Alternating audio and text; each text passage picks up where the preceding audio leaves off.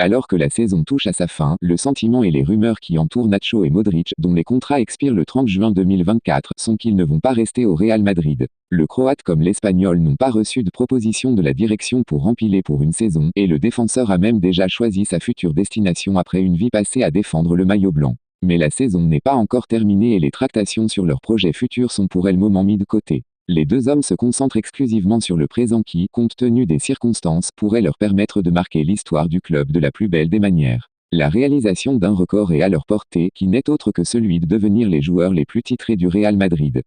Ce samedi, Modric et Nacho ont ajouté une Liga à leur palmarès en blanc avec le sacre du club madrilène en Liga, ce qui fait que tous deux comptent maintenant 25 trophées dans leur armoire. Ils ont égalé Karim Benzema et Marcelo qui détenaient le record autrefois détenu par Paco Gento et ses 23 titres, aujourd'hui dépassés. Ce possible record de Nacho et Modric passe évidemment par un 15e sacre du Real en Ligue des Champions. Les merengues ne sont plus qu'à 2 matchs de l'atteindre s'ils battent le Bayern au Bernabéu mercredi prochain et s'imposent ensuite en finale à Wembley face au PSG ou Dortmund. Ce serait là l'aboutissement d'une carrière au club qui, si elle devait s'achever cette année, figurerait parmi les plus incroyables pour Luquita, 38 ans, et Nacho Fernandez, 34 ans. Ce serait aussi une 6e Ligue des Champions soulevée pour chacun, un exploit qu'aucun joueur n'a jamais réalisé dans l'histoire de ce sport.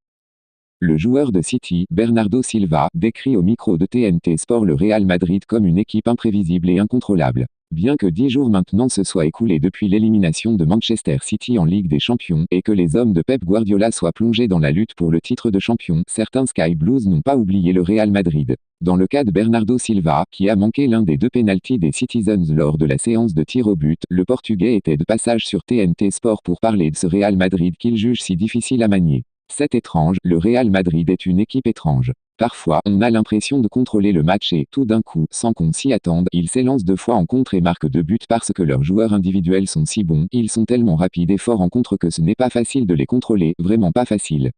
Lors du match retour, où Manchester City s'est montré supérieur aux Madrilènes, du moins dans le jeu proposé, l'équipe de Carlo Ancelotti a tout de même réussi à ouvrir le score à l'Etihad Stadium. Si vous attaquez avec trop de joueurs, ils lancent leur course en contre. Et si vous n'attaquez pas avec assez de joueurs, ça donne la sensation que vous n'êtes pas assez efficace pour les attaquer correctement. C'est vraiment difficile de prendre ces petites décisions dans le jeu, a ajouté le milieu de terrain espagnol. Alors que la saison dernière, les Citizens avaient réussi à battre le Real Madrid en Ligue des Champions sur le large score de 4-0 au retour à Manchester et à remporter le trophée, cette année, les rois de la compétition ont une nouvelle fois imposé leur loi.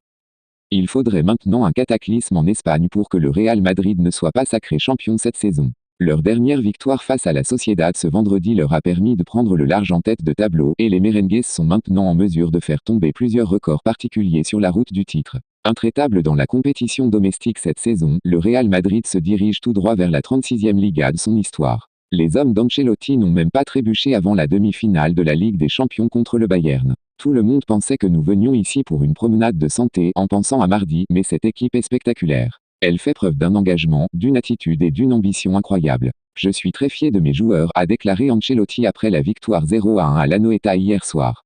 Avec ce nouveau succès, les Madrilènes comptent désormais 27 matchs sans défaite en Liga depuis celle survenue contre l'Atlético dans le derby en septembre. Dans l'histoire, le Real avait également enchaîné 27 matchs sans défaite lors des saisons 1968-69 et 1988-89.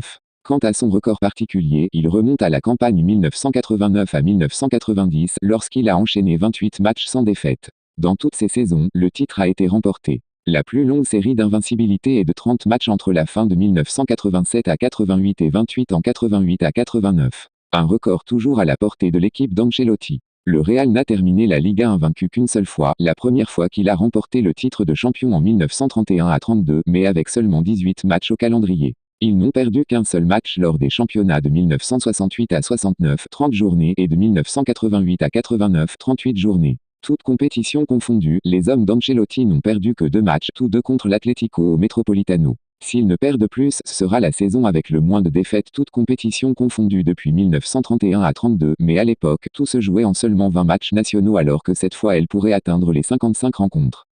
Il sera en revanche impossible d'atteindre les 100 buts marqués en Liga qui étaient monnaie courante saison après saison sous l'ère Cristiano, mais le Real terminera la saison avec des statistiques offensives tout de même exceptionnelles. À 5 matchs de la fin de la saison, les merengues sont déjà inscrits 71 buts, soit 2,15 par match. Il leur manque 4 buts pour atteindre les 75 de la saison dernière et 9 pour atteindre les 80 qui leur avaient permis de remporter le titre il y a 2 ans. Et ce, sans infliger de goleada extraordinaire. La seule à retenir cette saison, le retentissant 5-1 infligé à Valence au Bernabéu.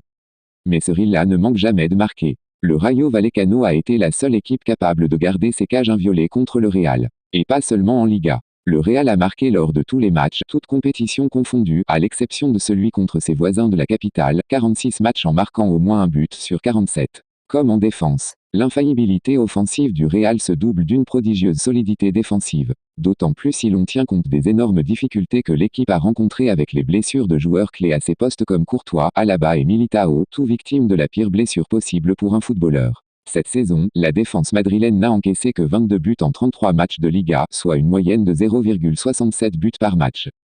Pour mettre cela en perspective, il suffit de dire qu'elle est en passe de réaliser sa meilleure performance depuis plus d'un demi-siècle, c'est-à-dire depuis qu'au moins 18 équipes ont participé à la Primera. Leur meilleur chiffre défensif remonte à la saison 2019 à 20, lorsqu'ils ont été champions avec 25 buts encaissés en 38 matchs. Le même chiffre avec lequel ils ont terminé le championnat en 82 à 83, mais alors avec seulement 34 journées au calendrier.